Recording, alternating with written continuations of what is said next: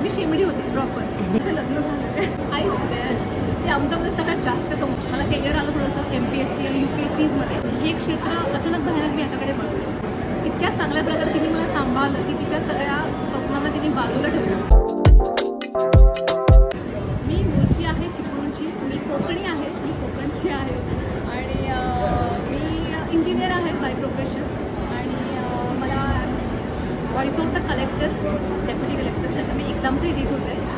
आणि पण ते थोडंसं कॉम्प्लिकेटेड होतं की तुम्ही ते फार अवघड एक्झाम्स असतात आणि ते पटकन क्रॅक होत नाही. तर माझ्यासोबतही तसं झालं. 2-3 वर्ष सलग मला करिअर आलं थोडंसं MPSC आणि UPSCजमध्ये. तर मला असं वाटलं की मी तिथे वेळ नको घालवायला म्हणून मी या क्षेत्राकडे वळले. रादर मी जॉब करत होते. आपण 9 to 6 जॉबची जी लाईफ होती ती फार बोरिंग लाईफ होती. मला अजिबात नको. रादर मला पॅकेज पण छान होतं. पण असं असायचं की अरे मी 9 to 6 तेच करते. मग मला असं की लाईफमध्ये काहीच नाही आहे. मग मला कलरफुल गोष्टी करायला आवडतात. मी वाचकही आहे, मला वाचनाचाही छंद आहे.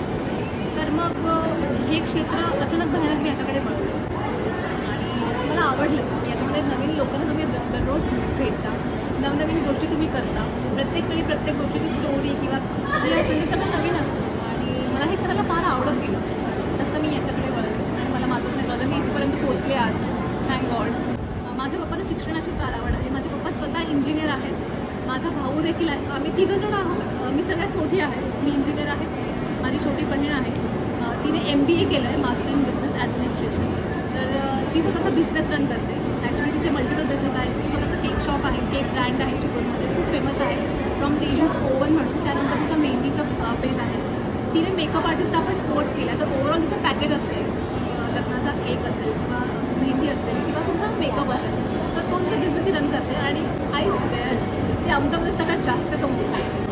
आणि माझा छोटा भाऊ आहे, तो इंजिनियर आहे. त्याने ऑटोमोबाईलमध्ये डिप्लोमा केला आणि मेकॅनिकलमध्ये त्याने डिग्री केली. आणि माझे पप्पा सुद्धा इंजिनियर आहेत मी सांगितलं. आणि माझी मम्मी ग्रॅज्युएट आहे. आणि माझी मम्मी खूप उत्तम फॅशन डिझायनर बनू शकली असती. पण माझे पप्पा कारण की आर्मीमध्ये होते तेव्हा मी लहान होते तेव्हा तिने ते तिचं सगळं जे काही आवड निवड होती ती सगळी सोडली बाजूला. कारण की पप्पा लांब होते, मला सांभाळायचं होतं. आणि तिने मला इतक्या उत्तम प्रकारे सांभाळलं की आज मी जेव्हा आजूबाजूची काही माणसं बघते तेव्हा मला स्वतःवरती आणि माझ्या मम्मीवरती पप्पांवरती फार अभिमान वाटतो. इतक्या चांगल्या प्रकारे तिने मला सांभाळलं की तिच्या सगळ्या स्वप्नांना तिने बाजूला ठेवलं. त्यांनी पूर्णपणे माझ्याकडे लक्ष दिलं. तिच्यामुळेच ॲक्च्युली मी माझ्या आयुष्यात स्टुडिओज आहे किंवा जे चांगले छंद मला आहेत ते फक्त माझ्या मम्मीमुळे. माझं शिक्षण झालं मी युनायटेड इंग्लिश स्कूलमध्ये शिकले चिपळूणच्या. त्यानंतर मी DBJ कॉलेजमध्ये 11वी-12वी केली. त्यानंतर राजेंद्र माने कॉलेज ऑफ इंजिनिअरिंगमध्ये मी माझं इंजिनिअरिंग केलं. माझं पहिलं अल्बम सॉन्ग होतं गोरी गोरी पान संजूसोबतच. ते आम्ही याचं ट्रायल म्हणून केलं. तिथे संजूचं पण नवीनच होतं आणि ते देखील खूप छान लोकांपर्यंत पोचलं. आणि माझा पहिला जॉब ॲमेझॉन कंपनीमध्ये होता. खूप सुंदर कंपनी. टचवूड मी त्याच्यामध्ये प्लेस झाले हीच खूप मोठी गोष्ट होती माझ्यासाठी.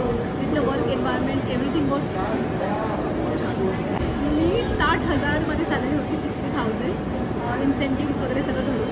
तर म्हणजे माझं पॅकेज नंतर जसं जे वाढत गेलं मला पॅकेज खूप छान होतं ॲक्च्युली. मला असं लोक म्हणतात पण आता तू का सोडलं कारण की ते फिक्स इन्कम असतो ना आपला आणि फिक्स इन्कम कुणाला नको असतं. आणि हे थोडंसं बेभरोशी काम असतं की तुम्हाला प्रोजेक्ट आले की इव्हेंट आले वगैरे. पण नाही म्हणजे मी जगते हे खूप महत्त्वाचं आहे. माझा पहिला क्रश मी थोडेसे बोरिंग आहे म्हणजे माझं क्रश मला क्रशच नाही झाले तुला सांगते. कारण की आमची जी वाडी आहे कातळवाडी तर त्याच्यामध्ये ना 10वीमध्ये 1 नंबर ज्यांचा येतो त्याचा सत्कार होतो. मग आमचे रनिंग आमची रेस असायची की 1 नंबर कोणाचा येईल मग किती टक्के पाडतो. मग 10वीपर्यंत आहे ना मी कंटिन्यू अभ्यास मी शेमडी होते प्रॉपर. माझं असं की अरे यार हिला जास्त पडले मला 3रा नंबर आला आता मला 2रा आता मी पहिलाच काढणार. मग मी पूर्ण अभ्यास चालू होता माझा. त्यानंतर मी 11वी-12वी माझ्या घराशेजारीच माझं कॉलेज होतं. त्यामुळे माझी मम्मी पप्पा सगळ्यांचं लक्ष असायचं. तर माझे फ्रेंड्स भरपूर झाले आवडले ही बरीच जणं. पण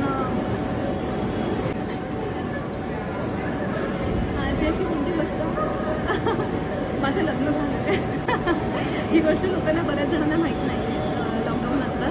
तर ज्यांना माहीत नाही